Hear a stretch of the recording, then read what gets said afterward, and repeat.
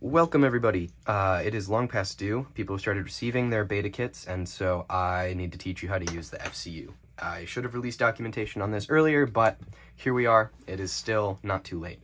So going over the function, I need to turn this on. Okay. You have semi-auto. The selector plate on this version of Gearbox is a little weird, so moving it into the up position with standard trigger boards is going to put it into your secondary fire mode. So this is just a weird quirk with my gun that shouldn't be an issue with any of yours. And there's full auto. That is very slow full auto. You can get your dwell set with this top potentiometer here. It's labeled. If you look,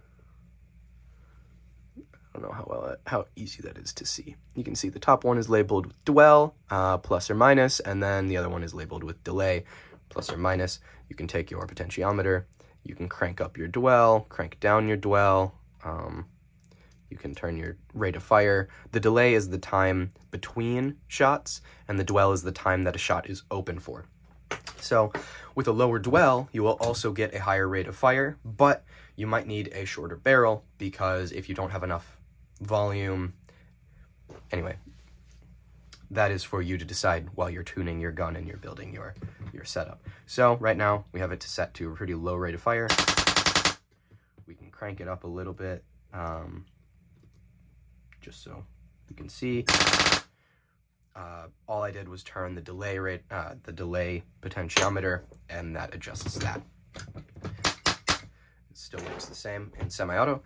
So right now we have it set to semi and full auto. We're going to set it to semi and burst right now. And I think the best way to do that is just to demonstrate it. So to put it into programming mode, if your gun is fully assembled, you're going to want to point it in a safe direction and disconnect your air hose. I'm going to leave the air hose connected so you can see the nozzle move and you can tell exactly what's going on. So you pull it down, you pull the trigger, and you hold the trigger for 3 seconds at least. And that is what's going to put it into programming mode.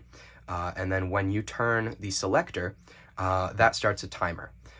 For burst, we turn it 2, 3, 4, 5, release the trigger, and now it should be in 3-round burst. You can set it back to semi-auto, and then you're back in semi-auto. So now let's do binary. Hold it down for 3 seconds. 1, 2, 3. Now it's been at least 3 seconds, and we're in programming mode, and now I'm going to hold this down for 7 seconds. 1, 2, 3, 4, 5, 6, 7. You release the trigger, and now we're in binary. Every time you pull the trigger, it goes off. Every time you release the trigger, it goes off. That is good for when full auto is not allowed in the building and you need some high rate of fire. You can just be that guy. Now for full auto, you set, the important thing is the selector has to be set to semi-auto when you start putting it into programming mode. 1, 2, 3. For full auto, you hold it down for 3 seconds. 1, 2, 3, release, back in full auto. And now for semi-auto, 1, 2, 3, and then 1, 2, 3, 4, 5, 6, 7, 8, 9, release the trigger, and now your secondary fire mode is semi-auto. So the way you can remember that is the longer you're holding down the selector switch, the less BBs are being fired. So 3 seconds is full auto, 5 seconds is 3-round burst, which is 3 per trigger pull, obviously. Then 5 seconds is binary, which is 2 shots per trigger pull, and then 9 seconds is semi-auto, which is 1 shot per trigger pull, and that is how you program your secondary fire mode. Thank you. That should be enough.